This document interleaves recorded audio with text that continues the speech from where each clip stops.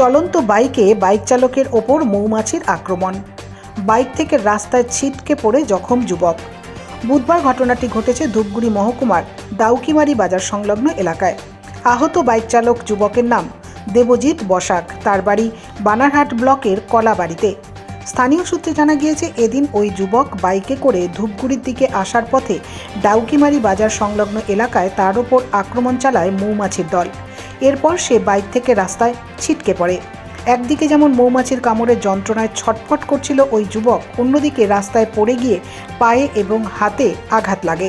তড়িঘড়ি স্থানীয়রা তাকে উদ্ধার করে স্থানীয় স্বাস্থ্যকেন্দ্রে প্রাথমিক চিকিৎসা করিয়ে ধূপগুড়ি গ্রামীণ হাসপাতালে নিয়ে আসে। বর্তমানে আহত যুবক ধূপগুড়ি গ্রামীণ হাসপাতালে চিকিৎসাধীন।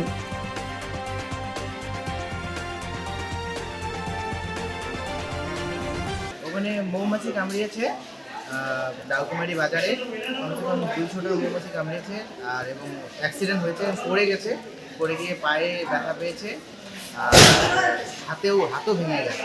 কোথা থেকে আসছিল? সে এসেছিল ঘুমপাড়ার থেকে, কিন্তু আমি তাকে রেস্কিউ করেছি ডাউকিমারি থেকে। মানে কোথায়, কোন দিকে যাওয়ার পথে ঘটনাটা ঘটে? ধূপগুড়ি আসার পথে ডাউকিমারি বাজারের একটু সামনে, কল্যাণ মেডিকেলের সামনে, ওখানে অ্যাক্সিডেন্ট হয়েছে।